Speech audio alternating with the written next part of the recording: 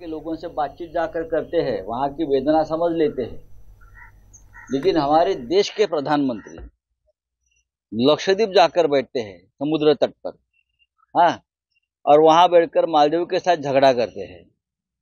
लेकिन मणिपुर में जो चाइना के लोग घुस गए हैं,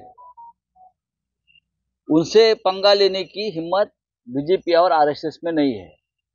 तो राहुल गांधी जी ने गलत क्या बोला है? राजनीति तो है ना, कौन सी राजनीति है ये? राजनीति देश हित की नहीं है, राष्ट्र हित की नहीं है। ये राजनीति सिर्फ भारतीय जनता पार्टी की चुनाव की राजनीति है।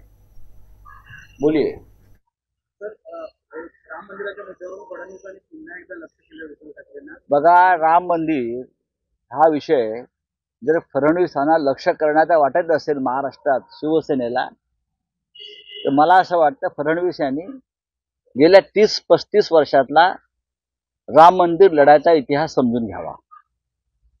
फडणवीस यांनी आधी स्वतःची खुर्ची सांभाळावी। ज्या पद्धतीनं त्यांना अपमानित करून अर्धवट उपमुख्यमंत्री केलेला आहे ना, त्याच्यावर त्यांनी पाहावं। मी जे म्हणतो, या महाराष्ट्रामध्ये एक फुल दोन डाऊटफुल यांचं सरकार सुरू आहे, बरं का? आणि हे जे एक फुल आहेत ते सुद्धा राहणार नाहीत आणि दोन डाऊटफुल उपमुख्यमंत्री आहेत। आता देवेंद्र फडणवीस हे मुख्यमंत्री उपमुख्यमंत्री सुद्धा पूर्ण नाही आहेत, त्या सुद्धा वाटेकरी आहेत। त्यांनी त्याच्यावर बोलावं। राम मंदिराच्या संदर्भात शिवसेनेचं योगदान काय आहे हे या जगातला प्रत्येक हिंदू जाणतो। तेव्हा देवेंद्र फडणवीस नव्हते, गोधडीमध्ये होते सगळे, गोधडीमध्ये रांगत होते। काय काय सांगतायत ते राम मंदिरावर? आणि तुम्ही काय प्रश्न विचारता राम मंदिरावर आम्हाला?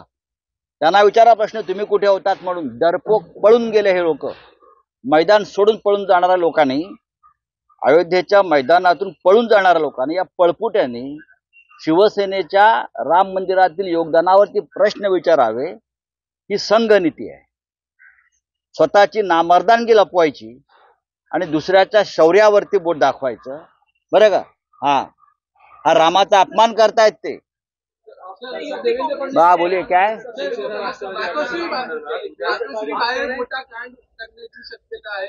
महाराष्ट्र नियंत्रण कक्षाला फोन आला। मुंबईचे गुजरात ट्रेनमध्ये 4 अज्ञात मुस्लिम तरुण होते, यांचं मी बघा, हे जे आहे,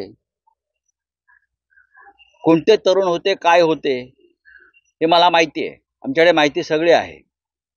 राम मंदिर ओढून द्यायची धमकी देणारे विश्व हिंदू परिषदेचे कार्यकर्ते होते। त्यांनी मुसलमान नावं घेतली होती आणि राम मंदिर ओढून घ्यायची धमकी देत होते। या देशामध्ये लोकसभा निवडणुकीआधी अशा प्रकारे धार्मिक तेढ निर्माण करून, बरं का, अशा प्रकारे धार्मिक तेढ निर्माण करून निवडणुका जिंकायच्या किंवा निवडणुकांना सामोरं जायचं, हे भारतीय जनता पक्षाचं षडयंत्र आहे। ठाकरे कुटुंबाच्या सुरक्षेची जबाबदारी ही केंद्र सरकारची आहे। महाराष्ट्रामध्ये जे डाऊटफुल सरकार आहे त्यांची नाही, ते सुडानं पेटलेलं सरकार आहे। ही जबाबदारी केंद्र सरकारची आहे। ज्या पद्धतीनं ठाकरे कुटुंबाचं संरक्षण, शिवसेना नेत्यांचं संरक्षण काढून घेतलेलं आहे, त्याच्यामुळे ही सगळी जबाबदारी उद्या भविष्यात काय घडलं तर ही या केंद्राची आणि महाराष्ट्राच्या गृह खात्याची आहे।